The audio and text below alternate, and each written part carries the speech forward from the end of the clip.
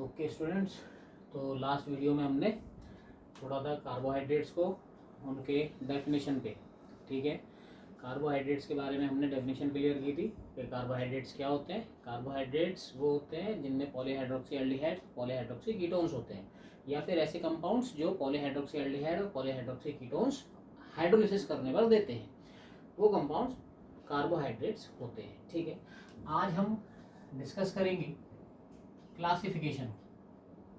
तो classification of carbohydrates. Okay, अब यहां पर क्लासिफिकेशन को डिस्कस करते हैं कि कार्बोहाइड्रेट्स को हम किस तरीके से क्लासिफाई कर सकते हैं। तो क्लासिफिकेशन जो है इसका दो टाइप से होता है। ठीक है, इसका क्लासिफिकेशन होता है, फर्स्ट क्लासिफिकेशन है इसका on the basis of hydrolysis,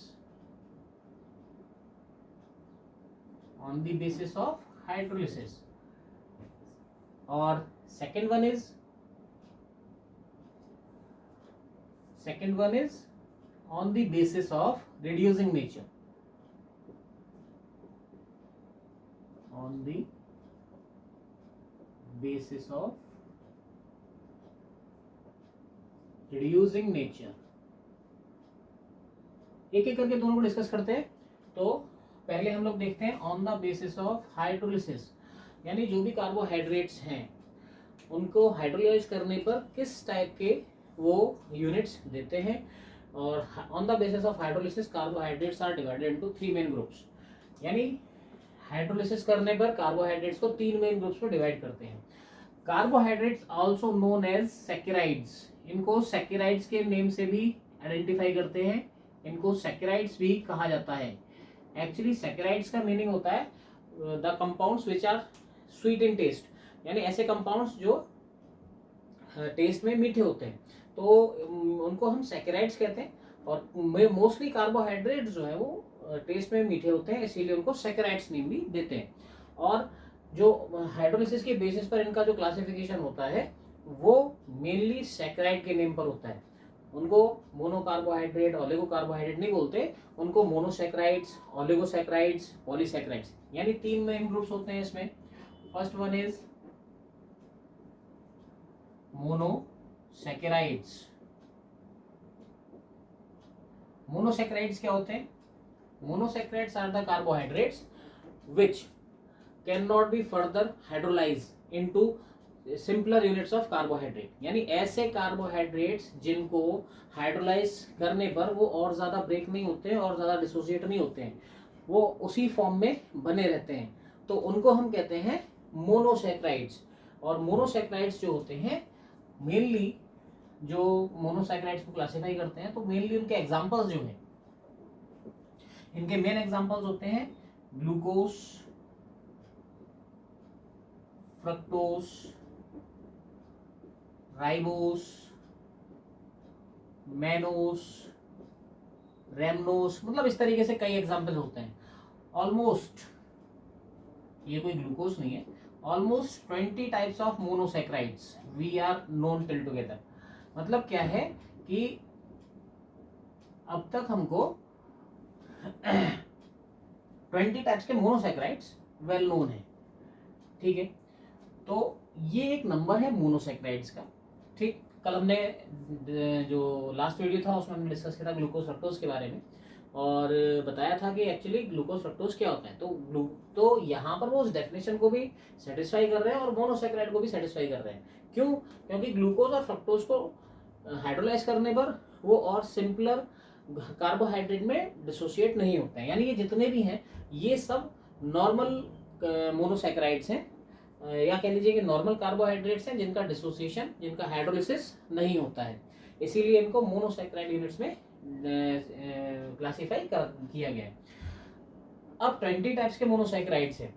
ठीक है, मोनोसैकेराइड्स में जो कंपाउंड्स होते हैं उनमें carbon number C3 to C7 तक के कंपाउंड्स होते हैं, यानी ऐसे कंपाउंड्स जिनमें मिनिमम कार्बन नंबर 3 होगा और मैक्सिमम कार्बन नंबर 7 होगा। तो C3 से C7 कार्बन नंबर्स के जो कार्बोहाइड्रेट्स होते हैं, दीज आर इंक्लूडेड मोनोसैकेराइड्स। ठीक है। Monosaccharides are the units of carbohydrates which can not be further hydrolyse into simpler units of carbohydrate. तो वो कार्बोहाइड्रेट जिनको हम और ज्यादा सरल कार्बोहाइड्रेट में जल अपघटित नहीं कर सकते हैं, उनको हम क्या कहते हैं, मोनोसैकेराइड्स कहते हैं। और अब तक हमको ऑलमोस्ट 20 टाइप्स के मोनोसैकेराइड्स पता है, ठीक है। ये कुछ एग्जांपल्स हैं इसके। Second one is oligosaccharide. Oligosaccharide क्या होते हैं? Oligosaccharide is a category of carbohydrates which give 2 to 10 monosaccharide units on hydrolysis। 2 to 10 मतलब नहीं है 20, 2 का मतलब है 22 नहीं है, मीन्स क्या है 2 to 10 मतलब क्या है, ओलिगोसैकेराइड्स वो यूनिट्स होती हैं जिनको हाइड्रोलाइज करने पर वो मिनिमम 2 यूनिट्स देंगे और मैक्सिमम 10 यूनिट्स देंगे, ठीक है। तो the carbohydrates, the saccharides which give 2 to 10 monosaccharide units on hydrolysis are known as oligosaccharides, are classified into oligosaccharides, ठीक है। तो oligosaccharides का एक रेंज है, ठीक। जैसे मोनोसैकेराइड का रेंज क्या है कि C3 से C7 तक के जितनी यूनिट्स होंगी, जितने भी कार्बोहाइड्रेट्स होंगे, दीज आर इंक्लूडेड मोनोसैकेराइड्स। इसी तरीके से जो ओलिगोसैकेराइड्स हैं उनका भी यूनिट इनका भी एक रेंज है जिसमें कि मिनिमम कितने मोनोसैकेराइड्स होंगे। यहाँ पर ये कार्बन नंबर नहीं है, यहाँ पर ये मोनोसैकेराइड्स यूनिट्स की नंबर्स हैं। मिनिमम 2 यूनिट्स होंगी और मैक्सिमम 10 यूनिट्स होंगी, ठीक है। तो इसका मतलब क्या हुआ 2 to 10, ये क्या है, मोनोसैकेराइड्स, ठीक है। यहाँ पर ये चीज हमको याद रखनी है, मोनोसैकेराइड जो है उनमें कितने कार्बोहाइड्रेट्स होते हैं, C3 to C7। यहाँ पर ये कार्बन नंबर नहीं है, ये नंबर ऑफ मोनोसैकेराइड्स है। एग्जांपल देखते हैं, जैसे हमने लास्ट वीडियो में एक एग्जांपल दिया था C12H22O11। अब इसका हाइड्रोलिसिस करते हैं यहां से इस तरीके से, तो यहां से हमको C6H12O6 C6H12O6 ये हमको मिलता है ग्लूकोज और ये मिलता है फ्रक्टोज। अब लास्ट वीडियो में हमने इसको बताया था कि ग्लूकोज फ्रक्टोज मिल रहा है, तो यहाँ पर ये कौन सी जो है कार्बोहाइड्रेट होगा, कौन सा सैकराइड होगा, ये इट इज सुक्रोज। ये क्या होगा यहाँ पर, ये सुक्रोज होगा, क्योंकि सुक्रोज के हाइड्रोलिसिस पर क्या मिलता है हमको, ग्लूकोज और fructose. Similar amount of glucose and fructose मिलता है किसके हाइड्रोलिसिस से, सुक्रोज के हाइड्रोलिसिस से। यानी सुक्रोज से कितनी मोनोसैकेराइड मिल रही है हमको यहाँ पर, glucose and fructose. There are 2 monosaccharides we found on the hydrolysis of sucrose. Sucrose को हाइड्रोलाइज करने पर हमको ग्लूकोज और फ्रक्टोज 2 यूनिट्स मिलती हैं, इसलिए जो सुक्रोज है दैट इज इंक्लूडेड ओलिगोसैकेराइड।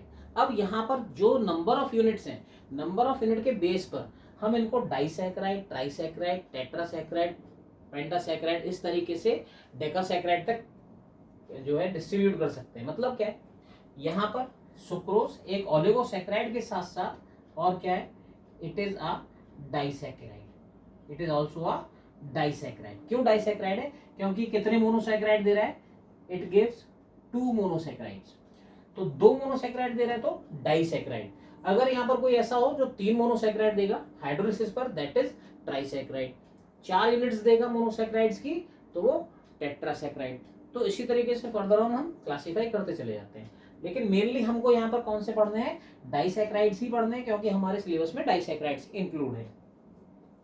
इसी तरीके से कल मैंने आपको लास्ट वीडियो में एक और एग्जांपल दिया था, C12H22O11 हाइड्रोलाइज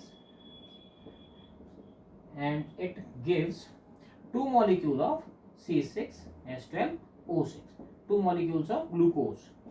अब यहाँ पर फिर वही बात कि यहाँ पर भी कितनी यूनिट्स मिल रही हैं, यहाँ पर भी हमको 2 यूनिट्स मिल रही हैं, ठीक है। अब ये 2 यूनिट्स मिल रही हैं तो ये कौन सा सैकराइड होगा, it is also a disaccharide. यानी ये दोनों ही क्या है, ये दोनों ही डाइसैकराइड है। क्यों डाइसैकराइड है, क्योंकि सुक्रोज भी क्या दे रहा है, ग्लूकोज फ्रक्टोज, और this unit also gives 2 units of glucose. अब बात ये कि ये क्या था, यहाँ पर इसका नाम दिया था हमने माल्टोज। अभी हमको इनके बारे में पूरा एक्सपेंशन नहीं मालूम है कि दोनों के फॉर्मूले सेम है, बट ये दोनों अलग अलग कैसे हैं, इसके बारे में फर्दर आगे आपके लिए जो चैप्टर में है वो आएगा, तब डिस्कस करेंगे इसको। हाल फिलहाल में क्लासिफिकेशन पर हम ध्यान दे रहे हैं, तो क्लासिफिकेशन में हमने पहला मेन बेसिस क्या बताया, on the basis of hydrolysis, ठीक है। इस पर हमने दो पढ़े, मोनोसैकेराइड एंड ओलिगोसैकेराइड, ठीक। Oligosaccharide are further classified into disaccharide, trisaccharide, tetrasaccharide, pentasaccharide and further हम डेकासैकेराइड तक, ठीक। इसमें एक और डाइसैकेराइड है, C12H22O11 प्लस H2, इसको हाइड्रोलाइज करते हैं तो यहां से हमको दो यूनिट मिलती हैं, C6H12O6 प्लस C6H12O6। अब यहां पर हमको दो यूनिट मिलती हैं, गैलेक्टोस एंड ग्लूकोज, ठीक है। अब यहां पर भी दो डिफरेंट यूनिट्स हैं, सुक्रोज ग्लूकोज फ्रक्टोज देता है, माल्टोस ग्लूकोज देता है। अब यहां पर ये है, ये क्या दे रहा है, गैलेक्टोज एंड ग्लूकोज। जहां पर गैलेक्टोज मिल रहा है वहां पर वो जो डाइसैकेराइड है वो होगा लैक्टोज। ये कौन सा डाइसैकेराइड है, ये लैक्टोज डाइसैकेराइड है, ठीक है। तो यहां पर लैक्टोज भी क्या है, एक डाइसैकेराइड है। क्यों ये तीनों डाइसैकेराइड क्यों है, ये तीनों डाइसैकेराइड इसलिए हैं क्योंकि ये तीनों हाइड्रोलिसिस करने पर दो दो यूनिट क्या दे रहे हैं, मोनोसैकेराइड दे रहे हैं, जिनमें सुक्रोज ग्लूकोज फ्रक्टोज देता है, माल्टोज ओनली ग्लूकोज देता है, और लैक्टोज गैलेक्टोज और ग्लूकोज देता है, ठीक। ये बात यहाँ पर किसके लिए इंक्लूड होती है, इन सबको कहते हैं हम ओलिगोसैकेराइड। ओलिगोसैकेराइड फिर एक बार डिस्क्राइब करते हैं। Oligosaccharides are the carbohydrate which give 2 to 10 monosaccharide units on hydrolysis. यानी जो हाइड्रोलिसिस पर ऐसे कार्बोहाइड्रेट जो हाइड्रोलिसिस पर 2 से लेकर 10 तक मोनोसैकेराइड यूनिट्स देते हैं वो ओलिगोसैकेराइड्स होते हैं, ठीक है। ओलिगोसैकेराइड्स को फिर नंबर ऑफ मोनोसैकेराइड यूनिट के बेसिस पर 2 डाइसैकेराइड ट्राइसैकेराइड में कन्वर्ट करते हैं। यहाँ पर जितने एग्जांपल हमने दिए हैं, सुक्रोज, माल्टोज, लैक्टोज, ये सब डाइसैकेराइड है क्योंकि ये दोनों ही मोनोसैकेराइड यूनिट्स देते हैं। दो मोनोसैकेराइड दे रहे हैं तो दोनों मोनोसैकेराइड सेम भी हो सकते हैं, डिफरेंट भी हो सकते हैं, ठीक है। वो हमको यहाँ पर दिखाई दे रहा है। यहाँ पर ग्लूकोज फ्रक्टोज दे रहा है, दो डिफरेंट मोनोसैकेराइड्स है। यहाँ पर ग्लूकोज दे रहा है, ये सिंगल मोनोसैकेराइड, मतलब मोनोसैकेराइड एक ही है लेकिन दो यूनिट्स है। यहाँ पर दो डिफरेंट मोनोसैकेराइड्स दे रहे हैं, ठीक। अब इसके बाद यहाँ पर हम बात करते हैं, एक और सैकेराइड आता है, इसको थोड़ा बाद में शिफ्ट करते हैं। तो यहाँ पर अब जो बात आती है वो आती है नंबर थर्ड। फर्स्ट क्या हो गया यहाँ पर, मोनोसैकेराइड, सेकंड क्या हो गया, ओलिगोसैकेराइड, थर्ड आता है हमारा पॉलीसैकेराइड, ठीक है। पॉलीसैकेराइड्स की बात करते हैं। पॉलीसैकेराइड्स क्या होते हैं, the compounds the carbohydrates which give more than 10 monosaccharide units on hydrolysis. 10 से ज्यादा कितने भी मोनोसैकेराइड यूनिट्स अगर हमको मिलती हैं हाइड्रोलिसिस पर, 10 से ज्यादा कितनी भी हो सकती हैं, 10 से ज्यादा 11 भी हो सकती हैं, 12 भी हो सकती हैं, 100 भी हो सकती है, थाउजेंड्स भी हो सकती है, कितनी भी हो सकती हैं, पर मोर देन 10, क्योंकि 10 तक अगर मिल रहे हैं तो वो किसमें इंक्लूड हो जाएंगे, ओलिगोसैकेराइड में। तो मोर देन 10 यूनिट्स हमको यहाँ पर डिफाइन में डेफिनेशन में देना पड़ेगा। तो polysaccharides are the carbohydrates which give more than 10 monosaccharide units on hydrolysis, जिनके हाइड्रोलिसिस से 10 से ज्यादा मोनोसैकेराइड यूनिट्स मिलती हैं, यानी more than 10 monosaccharides on hydrolysis, ठीक है। अब यहां पर ये बात जो है ये किसके लिए अप्लाई हो रही है, पॉलीसैकेराइड्स के लिए। तो पॉलीसैकेराइड्स के एग्जांपल्स क्या हैं, जैसे हमने देखा मोनोसैकेराइड के एग्जांपल्स क्या हैं, ग्लूकोज, फ्रक्टोज, राइबोज, मैनोज। तो इस तरीके से 20 टाइप के मोनोसैकेराइड्स होते हैं। इसी तरीके से सुक्रोज, माल्टोज, लैक्टोज, ये सब किसके में इंक्लूड रहते हैं, डाइसैकेराइड्स में इंक्लूड रहते हैं। इसी तरीके से पॉलीसैकेराइड सबसे ज्यादा हम यही यूज करते हैं, ये कम यूज करते हैं लेकिन सबसे ज्यादा ये यूज करते हैं। पॉलीसैकेराइड्स में मेनली एग्जांपल्स हैं हमारे स्टार्च,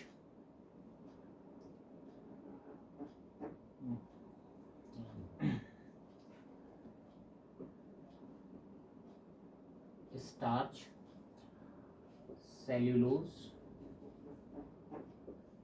और ग्लाइकोजन। ये कुछ मेन एग्जांपल्स हैं किसके, पॉलीसैकेराइड्स के। एक इंपॉर्टेंट बात जो मैंने बताई आपको कि carbohydrates are also known as saccharides. इनको सैकेराइड्स क्यों कहते हैं, स्टार्टिंग में भी बताया था। सैकेराइड्स इसलिए कहते हैं क्योंकि these compounds are sweet in taste, ये स्वाद में मीठे होते हैं। हमको मालूम है कि glucose, fructose, fructose is also known as fruit sugar. जो फ्रूट्स में मीठापन होता है, टेस्ट होता है, तो उसको हम फ्रक्टोज, उसमें फ्रक्टोज शुगर होती है। इसी तरीके से ग्लूकोज भी स्वाद में, टेस्ट में मीठा होता है। Sucrose is also sweet in taste, वो भी टेस्ट में स्वीट होता है। ठीक, तो ये मेनली सैकराइड्स हैं। बट जो पॉलीसैकराइड्स हैं, these are these are non saccharides. मतलब क्या है, नॉन शुगर, इनको नॉन शुगर भी कहते हैं। नॉन शुगर इसलिए कहते हैं क्योंकि इसमें टेस्ट में मीठापन नहीं होता है। स्टार्च आप जानते हैं कहाँ मिलता है, स्टार्च हमको मिलता है आलू में, चावल में। ठीक है, तो आलू और चावल अगर हम देखें तो उनमें कोई टेस्ट नहीं होता है, वो स्वीट नहीं होते, मीठे नहीं होते, उनमें मिठास नहीं होती है, इसलिए इनको नॉन शुगर्स भी कहते हैं। Polysaccharides also known as non sugars. ठीक है, यहाँ पर ये monosaccharide, oligosaccharides, these are called sugars. ये स्वाद में मीठे होते हैं, टेस्ट में मीठे होते हैं। Polysaccharides are called non sugars. ठीक, क्योंकि इनमें स्वाद में कोई मीठापन नहीं होता है। अब आप कहोगे, दिमाग में आता है कि सर हमने तो आलू भी ऐसे खाए हैं कि जो मीठे भी होते हैं। दैट इज अ कंडीशन, वो एक अलग कंडीशन है। उसमें क्या होता है कि आलू में मेनली क्या होता है, स्टार्च होता है, और स्टार्च मेन कंपोनेंट होता है, स्टार्च का मेन कंपोनेंट होता है ग्लूकोज। एक्चुअली स्टार्च है, सेलुलोज है, ग्लाइकोजन है। इनका जो जनरल फॉर्मूला है C6H10O5 होल N। स्टार्च भी इसी से रिप्रेजेंट होगा, सेलुलोज भी इसी से होगा, ग्लाइकोजन भी इसी से होगा। ये कॉमन फॉर्मूला है जो सबको रिप्रेजेंट करता है। बट इससे हमको अलग अलग यूनिट्स मिलती हैं। इसका हाइड्रोलिसिस करेंगे NH2O, यहां से हमको क्या मिलेगा, यहां से हमको मिलेगा N मॉलिक्यूल ऑफ C6H12O6। ये ग्लूकोज होता है। यानी कि हमको जो ये स्टार्च है, ठीक, इसको मान लें हम क्या है, स्टार्च। अब ये स्टार्च है, स्टार्च का हाइड्रोलाइज किया तो क्या मिला हमको, ग्लूकोज। और ग्लूकोज का टेस्ट कैसा होता है, glucose is sweet in taste, glucose मीठा होता है। अब ये स्टार्च, आप बोलोगे आलू में मिठास कहाँ से आई, एक्चुअली आलू में मिठास आती है स्टार्च के कारण। जब जो पुराना आलू होता है, पुराना आलू मतलब क्या, कोल्ड स्टोरेज में जो स्टोर्ड आलू होता है, एक्चुअली वो ज़्यादातर स्वाद में मीठा निकलता है, टेस्ट में मीठा हो जाता है। नया आलू जो होता है, जो सर्दियों के बाद, खुदाई के बाद तुरंत निकल के आता है, उसमें कभी भी मीठापन नहीं आएगा। जो स्टोर्ड कोल्ड स्टोरेज में रखा हुआ आलू होगा उसमें मीठापन आएगा। क्यों आएगा, क्योंकि वहां पर कोल्ड स्टोरेज में मॉइस्चर रहता है, और मॉइस्चर जो है वो डायरेक्ट आलू के साथ कांटेक्ट में आता है, धीमे धीमे वो रिएक्ट करता है। क्योंकि स्टोरेज में, कोल्ड स्टोरेज में आलू को काफी टाइम तक रखा जाता है। अब वहां पर जब वो बहुत टाइम तक रखा रहता है तो वो नमी से, मॉइस्चर से इंटरेक्ट करता है, और इंटरेक्ट करके वहां से वाटर मॉलिक्यूल्स को एब्जॉर्ब करता रहता है, और एब्जॉर्ब करके वो किसमें कन्वर्ट हो जाता है, ग्लूकोज में। हालांकि ऐसा सबके साथ नहीं होगा, मेन इंटरेक्शन जो होगा, यानी आउटर सरफेस में जो जितने आलू होंगे उनके साथ ऐसा होगा, जो अंदर की तरफ है उनमें ऐसा कोई दिक्कत नहीं आएगी। तो यहाँ पर आलू के मीठेपन का ये रीजन होता है, एक नॉर्मल सा लॉजिक है। ठीक, बात ये है कि यहाँ पर स्टार्च भी C6H10O5, सेलुलोज भी C6H10O5, और ग्लाइकोजन भी C6H10O5। ठीक है, ये होते हैं हमारे पॉलीसैकराइड्स। ठीक है, तो main on the basis of hydrolysis की बात करें तो कितने टाइप के यहाँ पर कार्बोहाइड्रेट्स हैं, मोनोसैकराइड्स, ऑलिगोसैकराइड्स और पॉलीसैकराइड्स। ठीक है, तो यहाँ पर क्या होता है, मोनोसैकराइड्स हमने डिवाइड कर दिए कार्बन नंबर पे, ऑलिगोसैकराइड डिवाइड कर दिए नंबर ऑफ मोनोसैकराइड्स पे, और polysaccharides are also known as non sugars. ये दोनों शुगर्स हैं, ये दोनों नॉन शुगर्स हैं। ठीक, स्टार्च कहाँ मिलता है हमको, आलू चावल में। सेलुलोज कहाँ मिलता है, mainly plants, it is the plants are main source of cellulose. यानी ये कहाँ मिलता है हमको, प्लांट्स में। हमने पढ़ा होगा 9th में, सेल एक चैप्टर होता है सेल। तो सेल वॉल, जो प्लांट्स की जो सेल वॉल है, that is mainly compose of cellulose. वो किससे बनी होती है, सेलुलोज से बनी होती है। ठीक है, ग्लाइकोजन क्या होता है, कहाँ मिलता है हमको, glycogen is a main stored starch of human body या एनिमल्स। जितने भी लिविंग बींग्स हैं, एनिमल्स हैं, ह्यूमन बॉडी है, उनमें जो स्टोर्ड कार्बोहाइड्रेट है, that is a form of glycogen. हमारी बॉडी में जो स्टार्च है या जो पॉलीसैकराइड है, वो ग्लाइकोजन की फॉर्म में स्टोर रहता है। और जब हमको रिक्वायरमेंट होती है तब वहां पर हमारे बॉडी के कुछ हार्मोन्स, जो एंजाइम्स हैं, वो इस ग्लाइकोजन को ब्रेक डाउन कर देते हैं, किसमें, ग्लूकोज में। तो इस तरीके से हमारी बॉडी को स्टोर्ड ग्लाइकोजन से क्या मिल जाता है, ग्लूकोज। हमारी बॉडी का मेन एनर्जी सोर्स जो है वो ग्लूकोज ही होता है, ठीक है। इसीलिए ये जो है ये नॉन शुगर्स कहलाते हैं, क्योंकि इनमें किसी में भी टेस्ट नहीं होता है, सब टेस्टलेस होते हैं, सब स्वाद में के बिल्कुल मीठे नहीं होते हैं, इसीलिए इनको क्या बोला जाता है, नॉन शुगर्स। तो ये हमारा क्लासिफिकेशन था on the basis of hydrolysis, ठीक। फिर दूसरा क्लासिफिकेशन हमने बताया था on the basis of reducing nature. तो यहां से रिड्यूसिंग नेचर के बेसिस पर रिड्यूसिंग नेचर, तो रिड्यूसिंग नेचर का मतलब क्या है, एक्चुअली आपको कल बताया था कि जो ये कार्बोहाइड्रेट्स हैं दीज आर पॉलीहाइड्रोक्सी एल्डिहाइडिक और पॉलीहाइड्रोक्सी कीटोनिक ग्रुप। अब आप देखिए इसमें मेन फंक्शन ग्रुप कौन कौन से होंगे, मेन फंक्शन ग्रुप होगा एल्डिहाइड और कीटोन, क्योंकि इनकी जो रिएक्टिविटी है वो हाइड्रोक्सिल ग्रुप से ज्यादा होती है, ठीक। OH ग्रुप लेस रिएक्टिव होता है देन एल्डिहाइड एंड कीटोन। और एल्डिहाइड कीटोन्स में हमने पढ़ा है कि aldehydes and ketones are reducing in nature, जिनके लिए हमने फेलिंग टेस्ट और टॉलिंग टेस्ट पढ़ रखे हैं, जिनमें भी एल्डिहाइड फेलिंग टेस्ट और टॉलिंग टेस्ट शो करता है, ketone Fehling test Tollens test show नहीं करता है। और ये एल्डिहाइड और कीटोन्स किसमें हमने शो करे हैं, कार्बोहाइड्रेट्स में। कार्बोहाइड्रेट्स की मेन जो बॉडी है वो क्या है, एल्डिहाइड एंड कीटोन है, ठीक है। तो जिनमें एल्डिहाइड है कीटोन है तो वो रिड्यूसिंग नेचर शो करेंगे, रिड्यूसिंग नेचर शो करेंगे तो फेलिंग टेस्ट को और टॉलेंट टेस्ट को शो करेंगे। तो ऐसा कोई भी कार्बोहाइड्रेट जो फेलिंग टेस्ट शो करेगा, टॉलेंट टेस्ट शो करेगा, that is reducing in nature, that is reducing sugar. और जो नहीं शो करेगा that is non reducing sugar. दो टाइप के होते हैं, एक होता है यहां पर रिड्यूसिंग शुगर और दूसरा होता है नॉन रिड्यूसिंग शुगर, ठीक है। अब यहां पर रिड्यूसिंग शुगर और नॉन रिड्यूसिंग शुगर, तो ये दो डिवीजन है इसमें। यहां पर हम इसको इतना ब्रॉड लेवल पर एक्सप्लेन नहीं करेंगे, यहां पर केवल इतना बताएंगे आपको कि जो भी कार्बोहाइड्रेट फेलिंग सॉल्यूशन को, टॉलरेंट एजेंट को रिड्यूस करेगा वो रिड्यूसिंग शुगर होगा, और जो नहीं करेगा वो नॉन रिड्यूसिंग होगा। अब इनमें से इतने सारे शुगर्स हैं, इनमें से कौन रिड्यूस करेगा कौन नहीं करेगा उसको यहाँ एक्सप्लेन नहीं कर सकते, उसको उनकी स्ट्रक्चर में एक्सप्लेन करेंगे। आगे फर्दर हमको इनकी स्ट्रक्चर भी स्टडी करनी है, आगे धीमे धीमे करके हम अब आगे के चैप्टर में हमको पहले मोनोसैकेराइड ब्रॉड लेवल पर पढ़ने हैं, उसके बाद हमको डाइसैकेराइड पढ़ने हैं और फिर एंड में पॉलीसैकेराइड पढ़ने हैं। इन तीनों के एक्सप्लेनेशन में ही ये इंक्लूड हो जाएगा कि नॉन शुगर्स क्या, नॉन रिड्यूसिंग शुगर्स क्या होते हैं और रिड्यूसिंग शुगर्स क्या होते हैं। तो इस तरीके से ये हमने आज किस पर अपना फोकस किया था, classification of carbohydrates. Carbohydrates are also known as saccharides, and on the basis of hydrolysis carbohydrates mainly divided into three groups: monosaccharide, oligosaccharide and polysaccharides। monosaccharides, oligosaccharides और polysaccharides। तो oligosaccharides यहाँ पर वो होते हैं जिनमें 2 से लेकर 10 तक मोनोसैकेराइड मिलते हैं, पॉलीसैकेराइड वो होते हैं जिनमें मोर देन 10 मोनोसैकेराइड यूनिट्स हमको मिलती हैं on the basis of hydrolysis. अब यहां से आगे हमको इनको सिंगल सिंगल स्टेप में पढ़ना है। सिंगल सिंगल स्टेप का मतलब है पहले हमको मोनोसैकेराइड की स्टडी करनी है, फिर ओलिगोसैकेराइड की, फिर पॉलीसैकेराइड की, ठीक। यहां तक हमने अपना दूसरा स्टेप कंप्लीट करा है। नेक्स्ट वीडियो में हम पढ़ेंगे मोनोसैकेराइड्स के बारे में कि मोनोसैकेराइड्स क्या होते हैं, किस तरीके से बिहेव करते हैं। मोनोसैकेराइड में हमको मेनली 2 कंपोनेंट पढ़ने हैं, ग्लूकोज एंड फ्रक्टोज। डाइसैकेराइड में हमको मेनली पढ़ने हैं सुक्रोज, माल्टोज और लैक्टोज। और पॉलीसैकेराइड में हमको ये 3 पढ़ने हैं। तो इस तरीके से एक एक दिन में इनको क्लियर करेंगे और फिर आगे फर्दर वीडियो की लेंथ को हम इंक्रीज करेंगे, ठीक है।